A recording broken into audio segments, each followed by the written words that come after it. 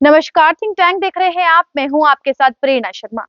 दोस्तों, आज की इस वीडियो में बात करेंगे महासंग्राम के बारे में। एक ऐसा महासंग्राम जो दो महिलाओं के बीच में छिड़ चुका है। और ये दो महिलाएं महागठबंधन जो कि नया नया इंडिया बना है, उसकी दो घटक नेताओं में से एक है। मैं बात कर रही हूँ ममता बनर्जी और मैं बात कर रही हूँ सोनिया गांधी के बारे में।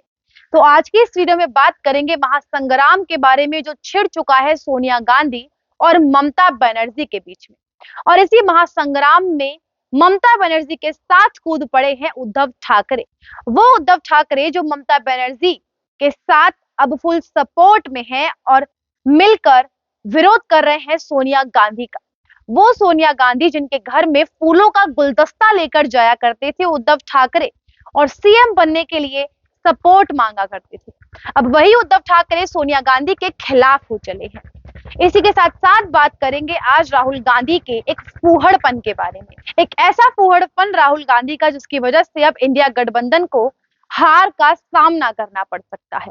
इसी के साथ साथ आज बात करेंगे आज की इस वीडियो में शुरू से लेकर अंत तक पटना की बैठक की, बेंगलौर की बैठक की और अब मुंबई की ताजा ताजा बैठक की। तीनों ही बैठकों में एक चीज है जो हमेशा हुई है, उसको उसकी आन किसी ने तोड़ी ही नहीं है। भैया जो अपना रिवाज है वो बिल्कुल भी नहीं छोड़ रहे हैं। तो मेन चर्चा होगी इन बैठकों के बारे में, इसीलिए अंत तक वीडियो देखनी है, बिल्कुल भी आपको स्किप नहीं करनी है।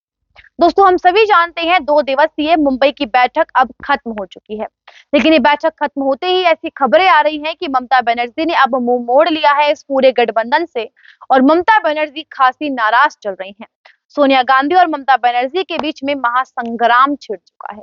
आखिरकार क्या है इसके पीछे का कारण? इसके पीछे का कारण है कांग्रेस पार्टी की एक नई चाल अपने फायदे को देखते हुए।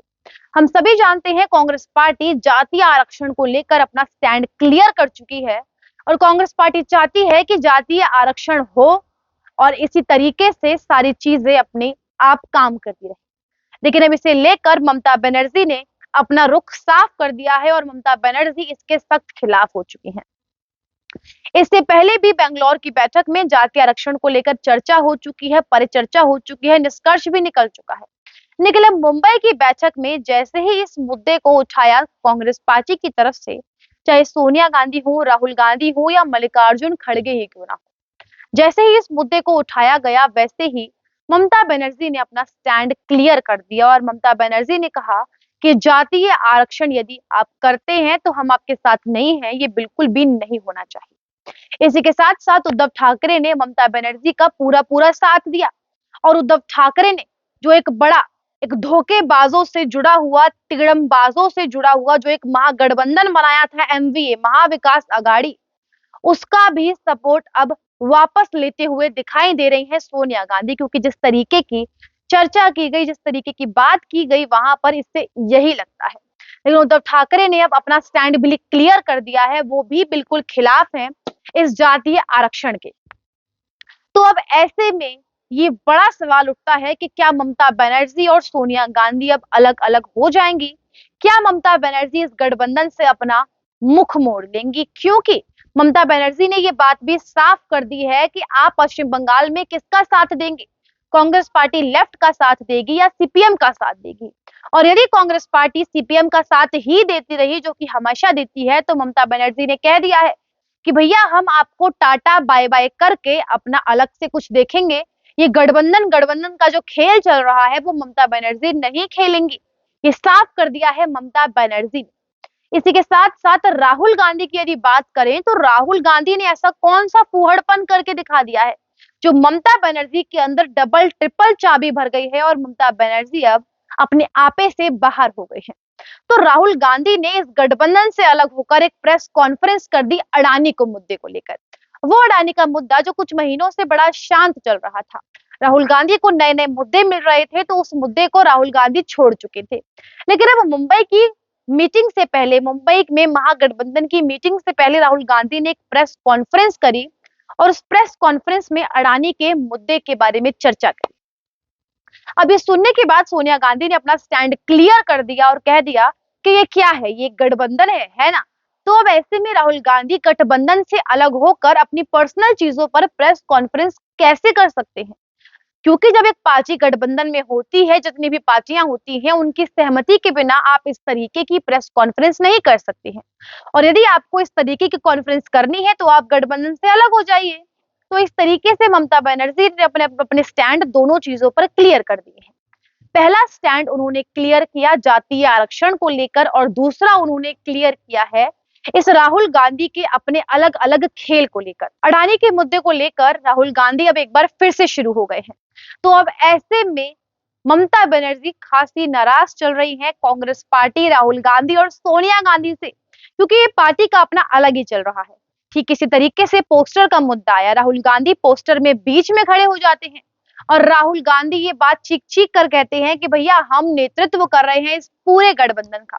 इसको लेकर तब भी उद्धव ठाकरे ने इस चीज का विरोध किया था, ममता बनर्जी ने भी विरोध किया था। और अब एक ऐसी चीज जो हर मीटिंग में कांस्टेंट चलती आ रही है वो है लोगों की नाराजगी। पहली मीटिंग में अरविंद केजरीवाल नाराज होकर मीटिंग छोड़कर भाग जाते हैं। दूसरी मीटिंग बेंगलोर वाली नीतीश कुमार नाराज होकर भाग जाते हैं। तीसरी मीटिंग की यदि बात करें तो उद्धव ठाकरे, ममता बनर्जी, ये सभी नेता नाराज होकर भाग जाते हैं।